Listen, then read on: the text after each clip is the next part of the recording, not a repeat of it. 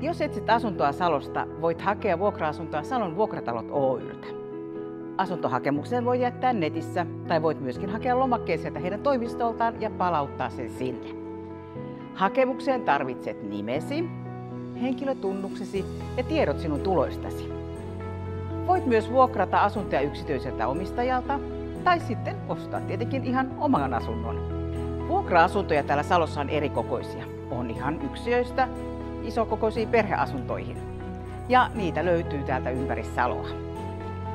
Kun muutat uuteen asuntoon, muista ilmoittaa sinun uusi osoitteesi postiin sekä Digi- ja väestötietovirastoon.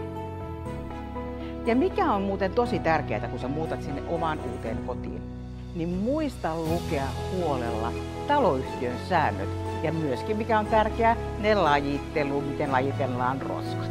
Se on tärkeä juttu. Hei, ei muuta kuin tervetuloa asumaan tänne Saloon. Täällä on tosi kiva asua.